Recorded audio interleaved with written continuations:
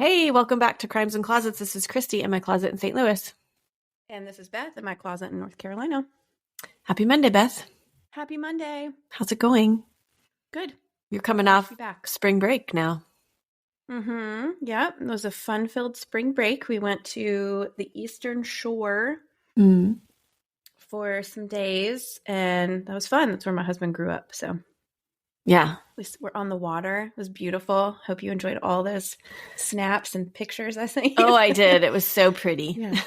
So pretty, so fun. Our best friends are there, and our kids' best friends. And I mean, I didn't even see my oldest for like 4 days, literally, meals. Did you, so they live there. So they were staying. They live next door. Oh, okay. Okay. So you were in the house yourself. I wasn't sure if you all were like staying in the same house or not.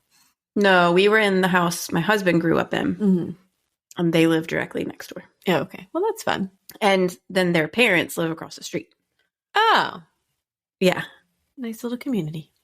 And then we have other friends that live. It is the smallest town ever. Like literally population 400. What? They don't have, I'm not kidding. It's 30 minutes to get to anywhere. They have a gas station, a bank, and that is it. There's no school. There's no restaurant. There's no crime. Nothing, literally. A gas station, a bank. I don't know about that. But you have to drive 30 minutes to get to a grocery store or a Walmart or a restaurant. There's no, I forgot the garlic powder, honey. Run out and grab it for me. Well, no, because you get them from the neighbor. It's literally one of those, like, right. I had to have 2 cups of milk for something, and we were out of milk. And so I literally was like, can I have 2 cups of milk, please? At our friend's store. Yeah, it's fun. It's great fun. It's like a secret place. Huh, cool. Well, I know. awesome. I told you we should take a girls trip. Yeah. Well, heck yeah. I'm in. Yeah. It just takes a while to get there. There's not an airport either. Oh, see it. Well, I think the closest one is like 40 minutes, something like that. Well, that's not terrible, but it'd be fun. Or you can fly to Baltimore. Okay. Well, I don't like that place. I know. You talked about that. You hate Baltimore so much. I just hate the airport because I've literally never had any good experiences there. I always get delayed, miss a flight, like no matter what. So, yeah. No. But now I'm back. There were lots of puppies. It was super fun. Oh, yay. Yes, I got pictures of puppies too. Yeah. Puppies and water. It's kind of nice. How are you? What's going on with you? Not a whole lot. That's good. Yeah. You've been swimming. Yes. It is nice and warm here. Nice. The pool's open. It's heated. We are living our best lives. So, and all the friends are there. You had like a big house full. Oh gosh. Easter weekend, we had 7 kids total at one point. And 3 teenagers, 1 preteen, 1 4th grader. Extra. Yeah. Well, no, I'm counting my kids too. 4th grader and 2 3rd graders. Yeah. Anyway, yeah, it was like a free for all on Easter Sunday. I was like, bring it on. I don't care. Yeah. But whatever. We weren't doing anything big. She just made ham for everybody. I did. I was like, thankfully I have this ham that could, like, literally feeds us usually for days, but it'll feed this crew. Yeah.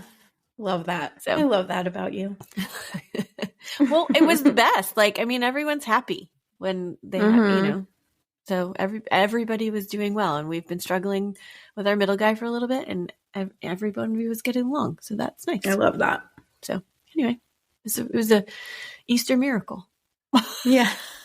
Another. Yes. Not the Easter miracle. Which, by the way, not to get into religion, but I did read somewhere, somebody posted something about how, like, Easter, how it changes every year. And it's like, what other holiday, like, changes? Like, Jesus' death did not happen on a different day every year. Right. That's true. That is weird. Oh, maybe because they don't want to do Easter Wednesday or Easter Tuesday. So it's why like whatever can't it is be closest. Like Thanksgiving is the 3rd Thursday of whatever. November. Yes, it just could not remember that word. I got you. Like, you could make it like, I don't know how to describe it, but there's got to be a way to make it universal. Like, I know. The death date did not change. We got to Google that and Yes. see like what that's about. Yeah, it's clearly not Stay biblically tuned. correct. So, No. Right.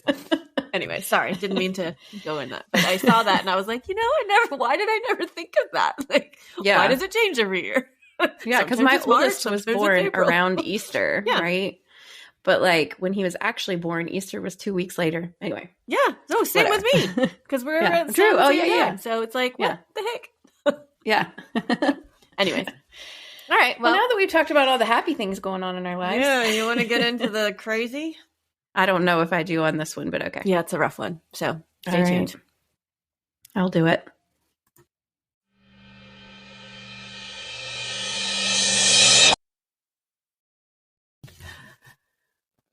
You are going to hate this case. Yay. I know. That's a great way to start it out. It is. Is it? It is. I know what that means. It's beyond a doozy, in my opinion. It's heartbreaking, it's horrific, and it involves a child. So there's my trigger warning for all of you people out there. And you. Okay. Yikes. Stripes. Yes. This case was recommended by Trina over on Facebook. She messaged us on Facebook. Hi, Trina. She actually gave you Matthew Murray and another one. Oh, Matthew Murray, the spree killer. Nice. I think so. And she has somewhat of a connection to one of the families in this case. I'll kind of explain that later. But anyway, this is the tragic story of Ethan Stacy. Okay. Never heard. I hadn't either. And I now wish I still haven't heard about it. Okay. Joe Stacy. So, let me preface this too with, there is information out there. There's quite a bit. It's just trying to piece together all of the background stuff was a little difficult, and there was just kind of like gaps and stuff. So I just did the best I could with what I had. Okay. So Joe Stacy, in the early 2000s, is married to Michelle, and they have 2 children together. And he's in the military, and they're living near Savannah, Georgia. The couple separates and is heading down the path of divorce when he meets Stephanie Croft, who is also enlisted in the military. So he divorces his first wife, marries this one. They get married sometime in 2004. Okay. And they welcome Ethan into the world on September 22nd, 2005, which is one of my kids' birthdays. Well, not same year, but day. So the family is living in Richlands, Virginia, which is like way west corner. Why does this happen?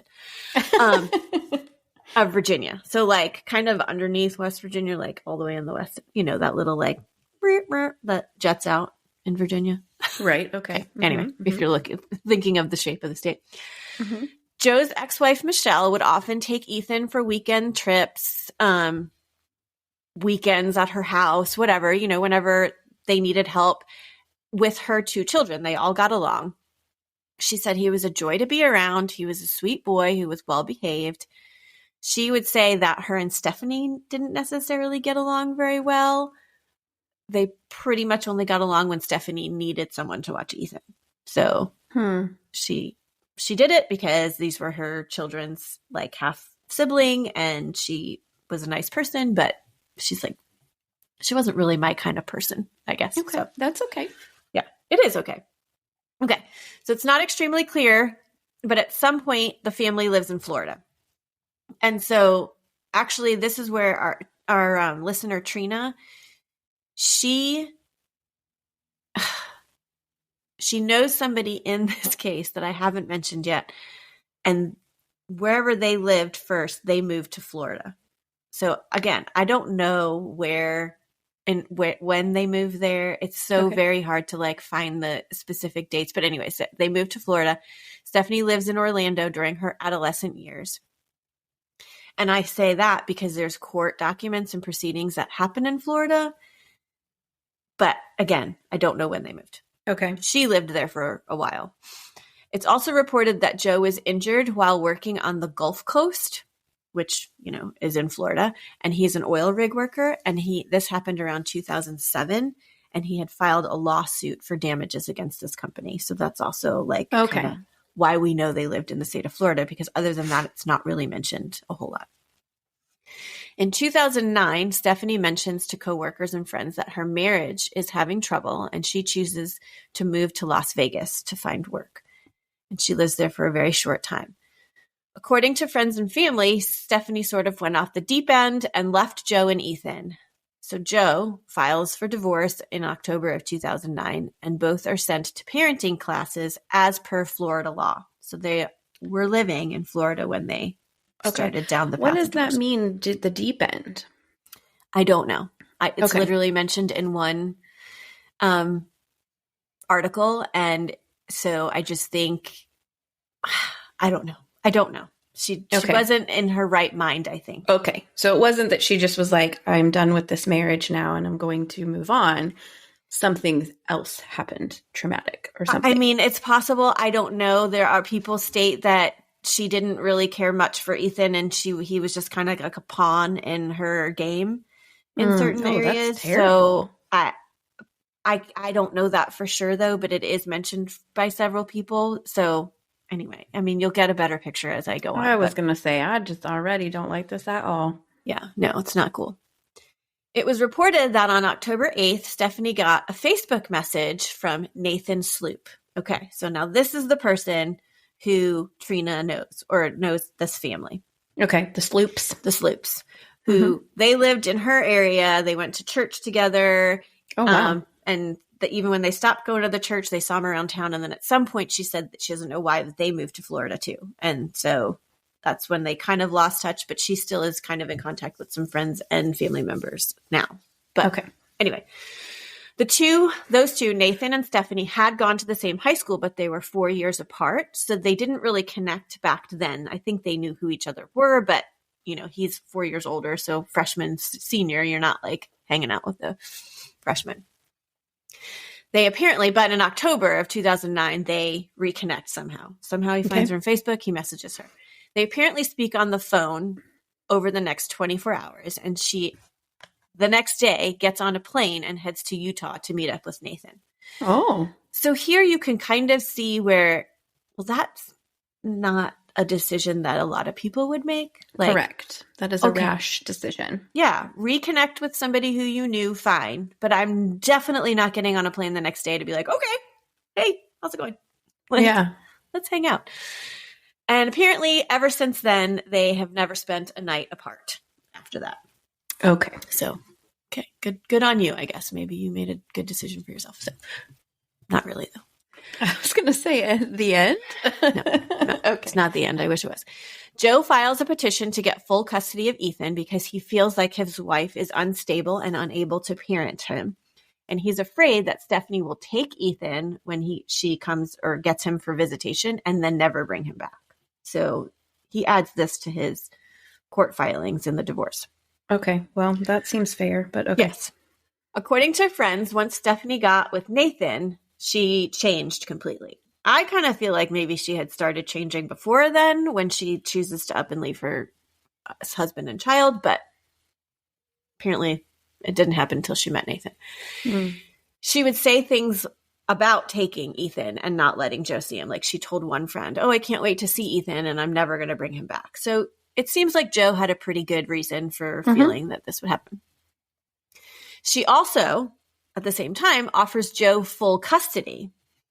She says she would give up her parental rights if he gave her half of whatever his settlement was. So this is where I'm saying Ethan seemed like a pawn in her game because she's just using him to get what she wants and manipulate Joe. Yes. And Joe's like, I don't care. Like, I just want my son. Like, doesn't matter. Like, and in the end, after all the things that occur in this story, Joe was like, I would have given her every dime if we could have prevented what happened from happening. No. So, okay. The two finalized their divorce on April 28th, 2010 in Florida. Joe was granted full custody, but even though he had full custody, Stephanie was granted summer visitation. So the rule would be he would stay with Ethan Ethan would stay with Joe during the school year, and then he would spend the summer in Utah with mom. All summer. All summer. Oh, okay. Joe attended this 10-minute court proceeding, but Stephanie did not. However, I believe, based on what happened, she was in the state of Florida, so I don't know why she wouldn't have attended. Like, why go to Florida unless it was just like, well, I'm going to get my visitation, so I'm going to take Ethan from there. But she didn't attend the proceedings for whatever reason. So after the finalization, Joe goes back to his hometown in Richlands, Virginia. He didn't want to live in Florida anymore, so he goes and moves back to his hometown. Stephanie, again, like I said, who didn't attend the proceedings, and Ethan then board a plane to Utah immediately after this. Okay. So she gets her summer because he's 4 at this time. Okay. So he's not in school. So because in my head I was thinking, well, but it's not summer yet. Like, what? He should still be, but it's not really technically school age for him. So she got him right away. Joe had so she goes back to Utah and she's with Nathan. Joe had only met Nathan one time for like 30 minutes. He had flown out to Utah at some point to get a car from Stephanie. I don't know if she drove like a shared car with, out there and then he had to get it. I don't know, but this is what was stated. So he did not get a good feeling from him at the time, but since this was a court-ordered visitation thing, he didn't have a choice but to send Ethan with his mom. I tell you what, that is so frustrating to have a child and be court-ordered to allow your child in a situation that you are not comfortable putting them in and being absolutely powerless to do anything or say anything about it. Right. Because I think that's a worst case scenario as a parent. Right. You don't want to risk losing the custody that you have or being in contempt of court for not following all those things. It's a sticky situation. So anyway, okay. So he's a little concerned about this and his feelings were pretty accurate because if you search Nathan Sloop's court records between the years of 2000 and 2003, he has several convictions on his record: criminal mischief, disorderly conduct, and drug possessions. Okay. In 2003, he was sentenced to up to 5 years in prison, but the charges were downgraded to misdemeanors, and he only ends up spending 30 days in jail for one drug charge and then gets a 6-month suspended sentence for the other drug charge. So not the greatest background, but anyway. Nothing violent, it doesn't seem. Okay. Until in March of 2009, Nathan, who was also married previously, his former wife, Jennifer, gets a protective order against him. Jennifer and Nathan had gotten married back in 1999 at the ages of 19 and 20 in Florida. That same year, Nathan's father died of cancer, and Trina had said that Nathan did not take that well, and he's just started going downhill, getting into drugs and not going down a good path. Okay. So in 2004, Jennifer got pregnant and they moved out to Utah. Nathan insisted that she be a stay-at-home mom, which, I mean, some people might take that really well. Like, okay, great, awesome. You got this and I'll just take care of the kid. Fine. Well, I think insisting that your spouse does anything is probably not a good partnership. Yeah. It's not a good way to go about things. No, because as I'm about to state, over time, he becomes more and more controlling of her. And he would slap her, pull her hair, even pushed her up against walls at times. She states that he had multiple personalities. Okay. I do know we are aware that it's not the diagnosed condition is not called that anymore, but at the time of all of this, it still was called multiple personality. I don't know if he was diagnosed with that. I was just going to say, was he actually clinically diagnosed with that disorder? At this time, I don't know. Okay. But she states he has multiple personalities, and there was one that she called Ghost. Okay. And when Ghost would come out, he would go in full rage mode, and everything that was said, he would take personal offense to. Okay. So she decided to take her daughter out of that situation and move back to Florida in October of 2007. Nathan started making threatening calls to Jennifer, and this is when she got her protective order against him. So okay. Here we are, now this is now turning a little bit violent, and so scary. I'm glad she got out. I am too. That's a big thing. I mean, that doesn't happen all the time. So good, Jennifer. Right. However, do you remember how I stated that Joe had made a like added to the file of the divorce file that he was concerned about, Stephanie not being stable enough. Yeah. Right. Okay. So the judge in that divorce later admits, I don't know if it was a male or female, I can't remember, he or she never read that part of the file. Come on. Okay. And it was stated that he or she was like, well, this case seemed cut and dry. They had a plan in place already, including shared custody. And so I just was like, yep, rubber stamp it, done, divorce done, but never read the whole file. Possibly had they read the file and then did some research on Stephanie and maybe who she's living with at Nathan. the time, this story would have ended differently. I mean, I can't help but think that. I can't say that for 100% certainty, but you can't help but think that now, like hindsight, right? Could have been a system fail. Right. Could have been. So, all right. So now we've got Ethan in Utah with mom starting April 28th. Joe calls Ethan every day to talk to him while he's at his mother's house. But starting on May 5th, which is like barely a week into his stay, Stephanie started giving Joe excuses as to why Ethan could not come to the phone. And this continued for days and also wouldn't call him back. And Ethan would never call him back. Stephanie would also complain to Joe at the time about Ethan's behavior, which really did not make any sense considering what people have said about Ethan, that he was so well behaved and such a sweet boy and whatnot. It is possible that he didn't want to be with his mom because Joe did state that Ethan said, I don't want to go stay with mommy. So maybe he did start to act out, but I can't imagine that he was being so awful that you can't handle a 4-year-old. Right. Right. So on May 10th, 2010, Stephanie calls the police to report Ethan missing. Come on. She stated that Ethan had gotten out of bed and wandered out of their apartment barefoot and in his pajamas. And that he had also gotten out of bed and wandered out of his room 5 out of the last 10 days that he was with them. Okay. 40 officers came out to help search for this. I know. I don't know why we have this specific number, but we do. Yeah. Love that. It's a small town, I guess, in Utah, really. I don't know. Actually, I don't know where I can't remember the name of the town. Anyways, so 40 officers come out and help search for this 4-year-old Ethan. They searched closets in the home and cupboards. They searched dumpsters in the area. All the sex offenders in the area were interviewed and their homes were searched completely. Okay. Nothing would come out.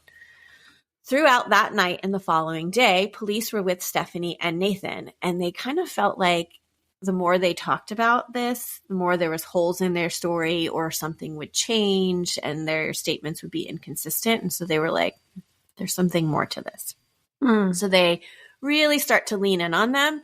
And eventually the couple admitted to horrific events that led police to a canyon close to a mountain called Powder Mountain Ski Resort. And it was about 20 miles from where they lived. Nathan led police to a shallow grave covered with, sprinkled with dog food. Because I think they placed that there so that they would be able to find it again. I don't know. What? Seemed like a really odd thing to mark this grave with. But anyways, they recovered the body of Ethan Stacy wrapped in 8 garbage bags. Oh, no. None of the officers or investigators close to this case would comment on the state of the body to media or anything because it was just too horrific for them to even talk about. No. So here's the part of the story that some of you might need to skip because it's going to be hard to hear. I'm going to go through the timeline leading up to Ethan's death. Did they call Joe? Where's Joe? Yeah, Where's Joe Dad? knows. Okay. Joe is called. He actually ends up calling his ex-wife Michelle, and they're on the phone crying about this together. Oh my goodness! To one of the articles, but yeah, okay. So this timeline is put together through statements made by Stephanie and Nathan, and also from police just investigating this crime, and also photos and videos that documented it all on Stephanie's phone. Come on, what? Yes, you're taking pictures of your child as he's going through this horrific. Oh, I'm sick. I'm already nauseous. Oh, no. Okay, so on May 5th, the first day that Joe started getting excuses and not able to talk to Ethan, it is believed to be the first day that the abuse started. Nathan started to discipline Ethan for reasons that were not entirely clear initially. He brought him into a bedroom and began slapping and beating him in the head and face. His face ended up being swollen and bruised, as per pictures on Stephanie's phone. He's 4. I know. Mm. I know. On May 6th, the couple who had plans to get married later in that year decided that they could wait no longer, and they head to the courthouse to get married. And while they are doing this, they lock Ethan in a bedroom at their home because they know that if someone saw him in the state that he was in, they would call authorities or DCFS, whatever. And oh my God. they would get in trouble.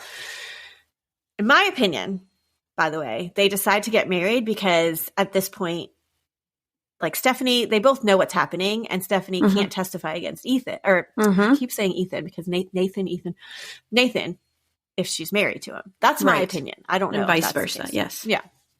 Okay. So at some point, around the 6th or the 7th, they're giving him Motrin, Benadryl, and other medications. He also becomes lethargic, was not eating, and had a fever and was vomiting. And according to experts, they're saying these are all signs of brain injuries. Concussion. Of some sort. On May 7th, Stephanie came home from work, I think. She just came home and found Ethan with bad burns on his feet, legs, and butt. Nathan claimed it was an accident in a hot bath.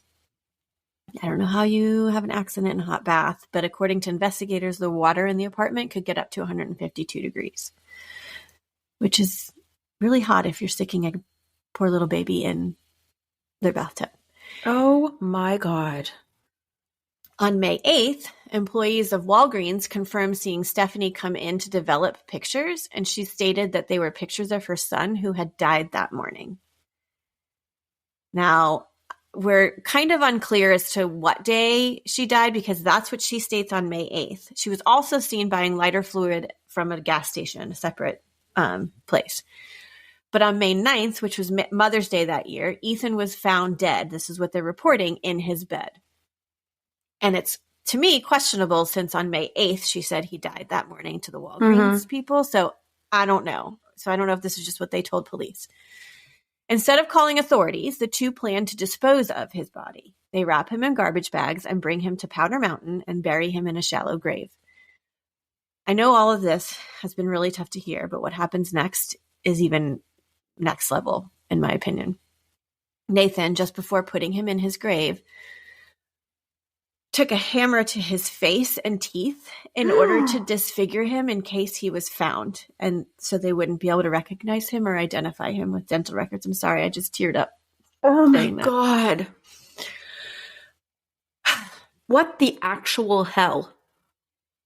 Messed up people is what the actual hell. Oh my gosh. And then May 10th is the day he was reported missing. So the two were arrested and were charged with felony child abuse, obstruction of justice, and desecration of a corpse. And Nathan had the added charge of aggravated homicide. Because it is believed that he did all of the abuse and that she didn't. I mean, she sat around and did nothing, but she didn't. She took pictures. Well, yeah. Psycho. I know. In 2013, information about text messages were shared between the couple, and Nathan stated that the two thought they needed to break this 4-year-old because he was that bad of a kid that they had to break him. He sent a text stating, "I told you we had a pit bull on our hands, but they learn." Stephanie writes, "Just like mommy, LOL." Nathan then says, "I told you we have to break his ego." Really? He's 4. He's 4. Sorry. On May 5th, he texts, "He is broke, that's for sure. We got to figure out how to keep him in his room." Like, what? This? Yeah, I'm sorry. Nathan also states that they believed that Joe had taught him to misbehave just to get back at Stephanie, and that they needed to do what they could to get their boy back.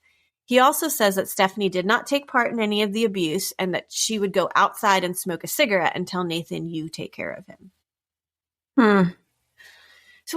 So to me, that's not really doing nothing. That's actually kind of giving Nathan permission. You're complicit. That's exactly right. Yeah. Mm-hmm.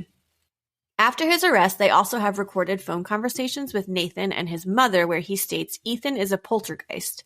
The child is poison that sunk my relationship with Stephanie like a battleship.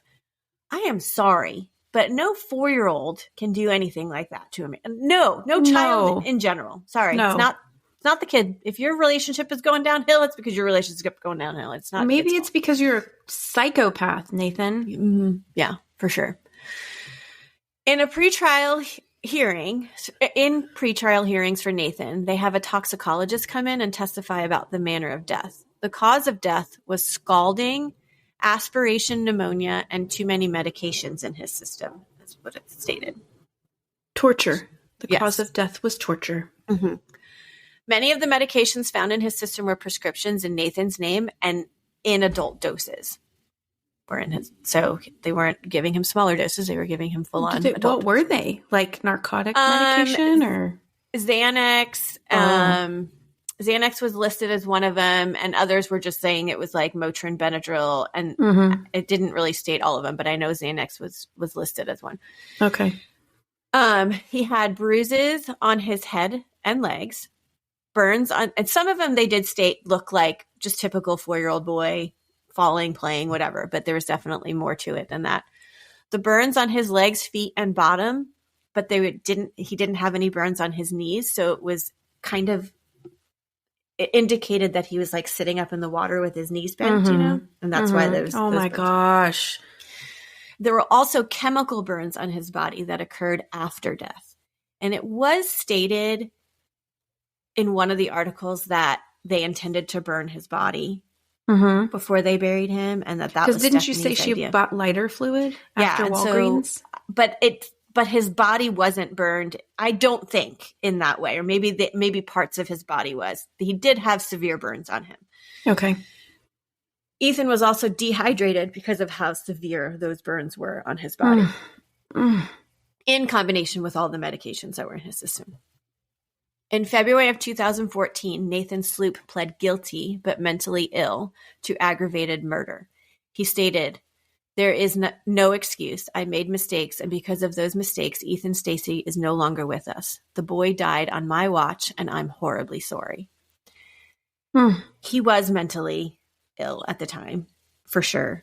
I think you'd have to be. Yes. There's just no way. I cannot believe that you would do this to a child just because unless you were. It is stated that although it appeared Nathan was not mentally well at the time that this occurred, he is now, however, better and likely due to receiving the treatment that he needs. So he seemed to be pretty lucid when he was making that statement. Like, I cannot believe I did this to this child. Nathan was immediately sentenced to 25 years to life as per the plea agreement. He also avoided a possible death penalty by pleading guilty. The additional charges of felony child abuse and desecration of a corpse and obstruction of justice were dropped in that case. Yeah. Nathan also faced additional charges not long after that because while he was in jail, he attacked a deputy in the jail. He punched him, tried to gouge his eyes out, and bit him. Good Lord. He received 15 years for that to be served concurrently.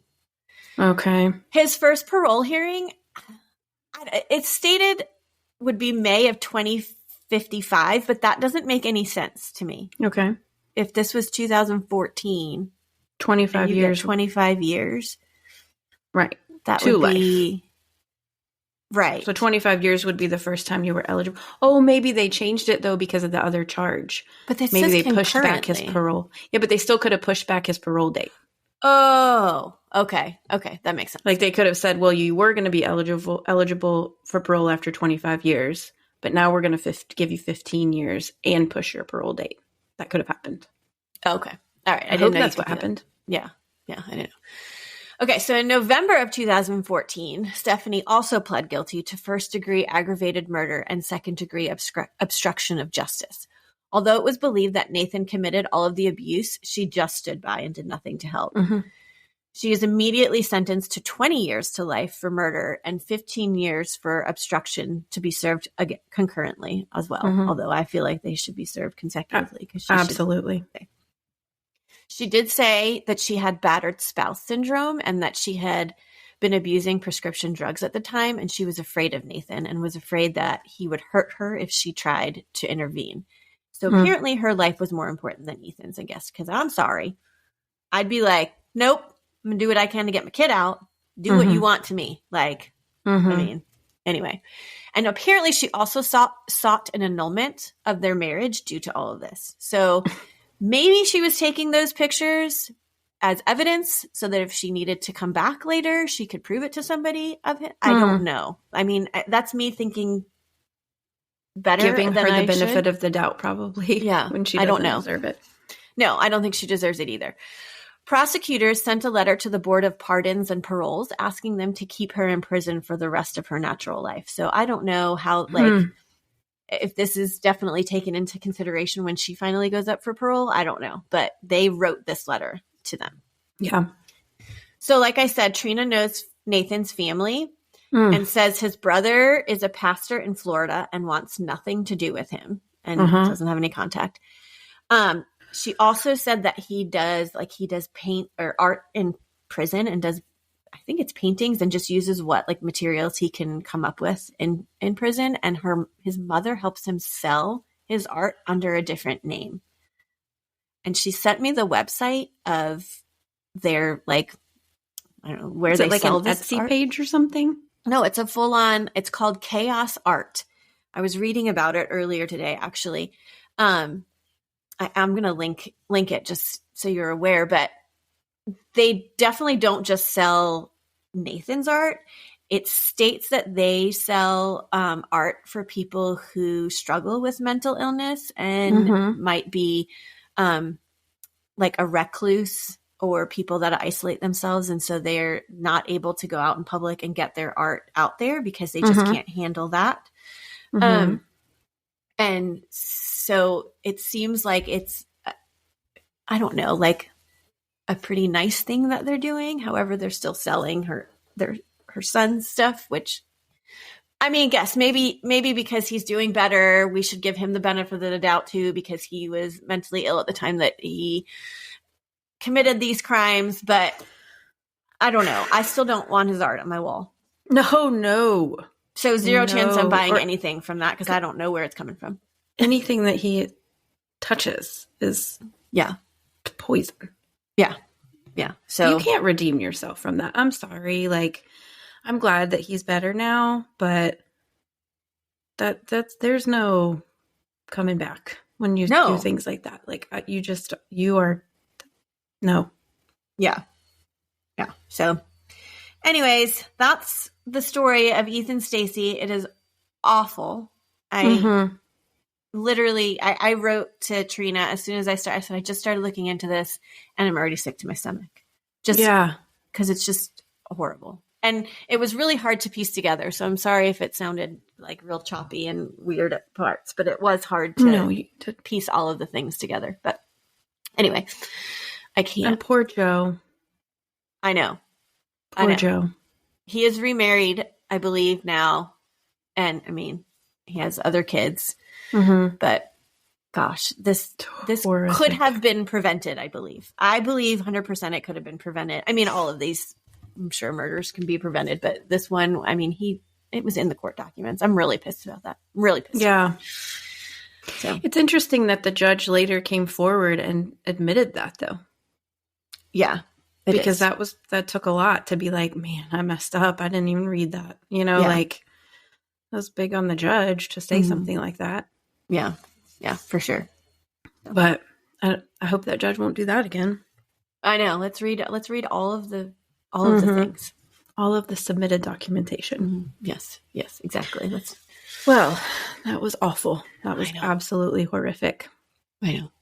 And as sad as it was, we are honored to tell Ethan's story, and hopefully make people aware that,